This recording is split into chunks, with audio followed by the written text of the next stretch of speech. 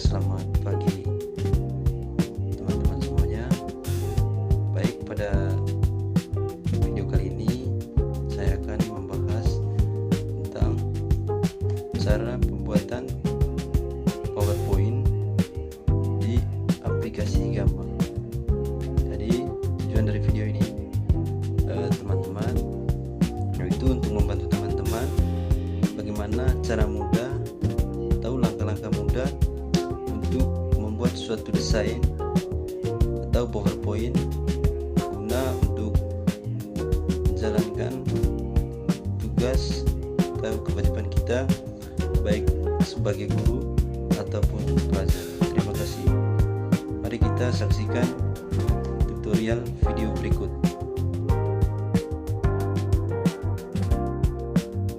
Oke, baik teman-teman, mari kita lihat langkah-langkah untuk membuat PowerPoint di aplikasi Gamma. Langkah pertama, kita buka Chrome dulu, kita cari saja Gamma, lalu kita klik. Kalau teman-teman sudah memiliki akun Gamma, langsung login aja. Kalau teman-teman belum memiliki akun Gamma, sebaiknya teman-teman daftar dulu akun Gammanya. Teman-teman, sebagai berikut tampilan pertama pada saat kita membuka aplikasi Gamma. Nah, di sini teman-teman, saya memilih presentation, lalu tuliskan apa topik yang mau saya buat. Topik yang saya ambil di sini yaitu jenis-jenis sumber daya alam pada kelas 4. Sudah kita buat topik, lalu kita lanjut klik buat di AI-nya. Lalu ada beberapa slide yang muncul di situ, sekitar 8 kartu. Mari kita lihat baik-baik. Nah, di sini juga nanti teman-teman kita bisa memilih tema. Ada beberapa tema yang ada di sini. Lalu untuk filenya ada beberapa pilihan di situ. Yang pertama ada ringkasan, yang kedua sedang, dan yang ketiga detail. Tergantung teman-teman mau pilih ringkas, sedang, ataupun detail.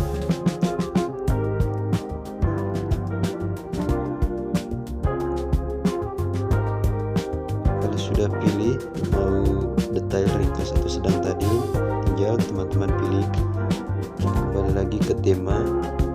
Kira-kira teman-teman pilih tema yang mana yang menurut teman-teman sesuai dengan keinginan teman-teman semua. Tinggal teman-teman scroll saja. Nah, di sini teman-teman saya pilih tema yang ini. Menurut saya tema ini cukup tertarik.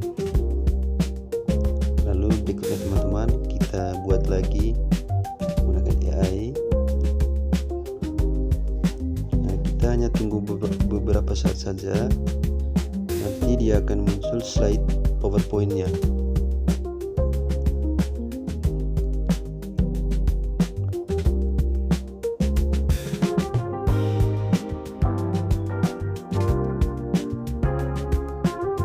Nah, teman-teman, slide PowerPoint atau desainnya di sini sudah mulai muncul satu persatu. Silakan teman-teman tunggu sampai semua slide-nya selesai dibuat.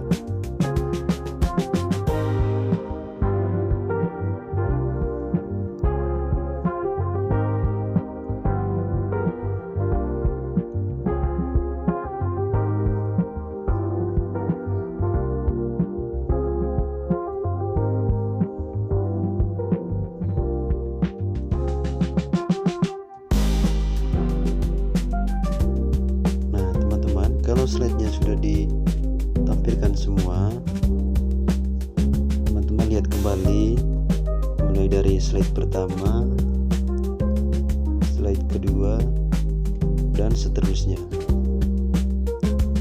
Jika menurut teman-teman slide-nya sudah sesuai dengan apa yang teman-teman harapkan,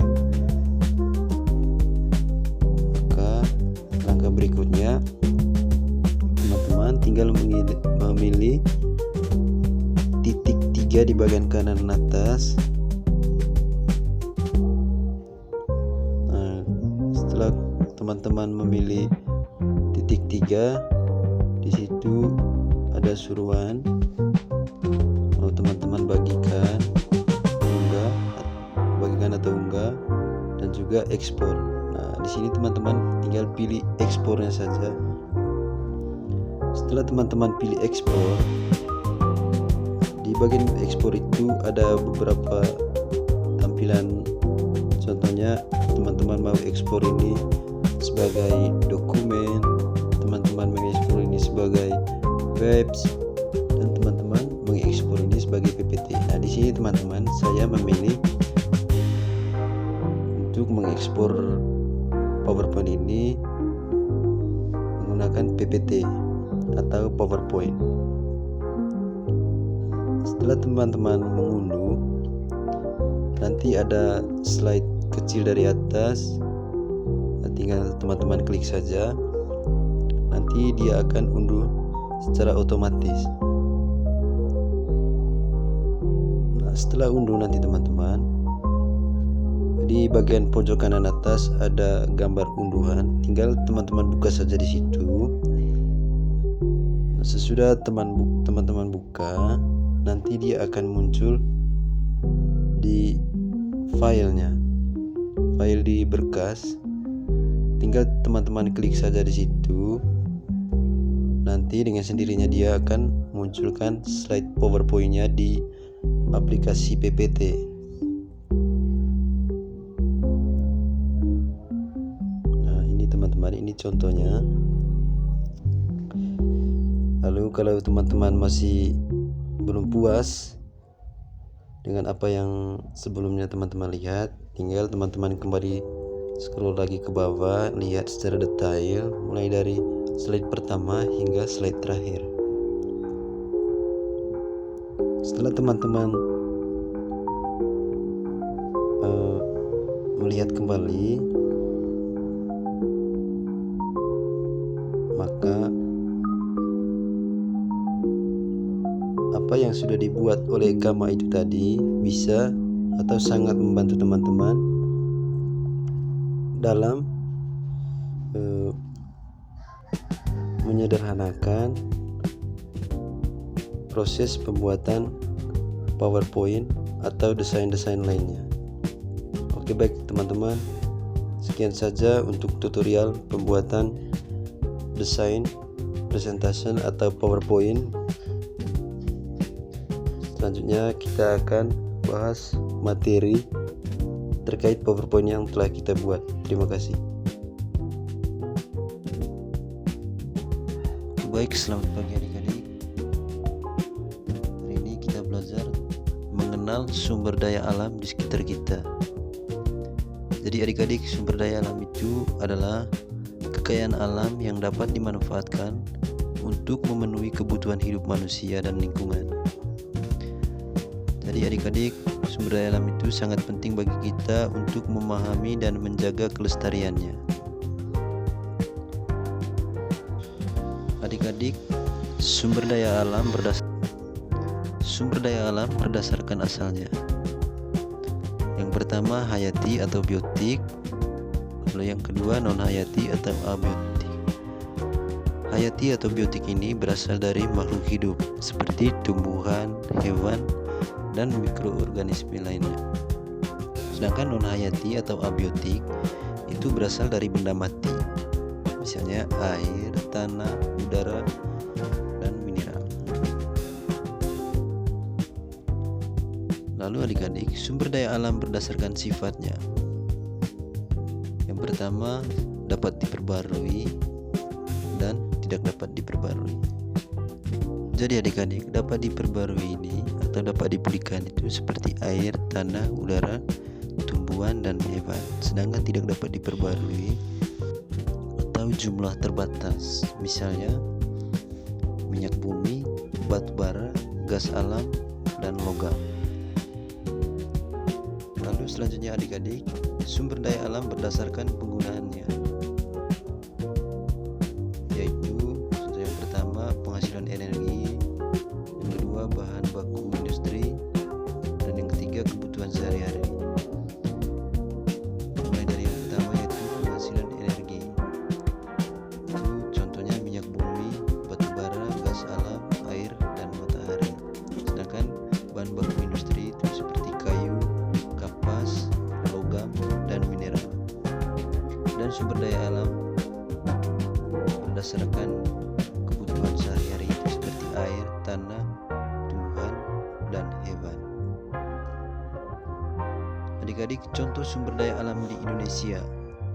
Yang pertama hutan, kedua laut, dan yang ketiga tambang.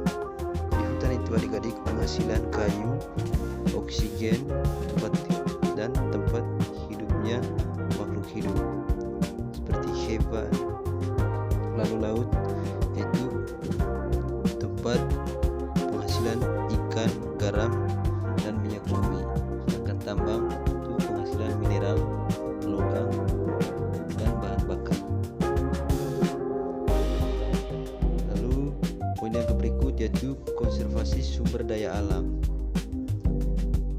Poin yang paling pertama yaitu reboisasi atau menanam kembali pohon. Yang kedua daur ulang atau mengelola kembali sampah. Yang ketiga hemat energi, itu mengurangi penggunaan listrik. Dan yang keempat jaga kebersihan, itu lingkungan bebas sampah. Lalu manfaat konservasi sumber daya alam. Manfaat yang pertama itu lingkungan lestari, itu menciptakan lingkungan yang sehat. Lalu kualitas hidup, itu meningkatkan kualitas hidup. Mencegah bencana, mencegah kerusakan lingkungan, dan ketersediaan masa depan atau menjamin pasokan berlanjut. Jadi adik-adik, kesimpulan dari materi yang telah kita bahas tadi, yang pertama anugerah alam atau sumber daya alam adalah karunia yang berharga, dan tanggung jawab kita yaitu konservasi adalah tugas bersama. Masa depan bumi itu menjaga alam, menjaga masa depan, dan menjaga kelestarian lingkungan, dan lestarikan Indonesia. Jadi adik-adik, mari kita jaga alam kita saat ini. Baik adik-adik,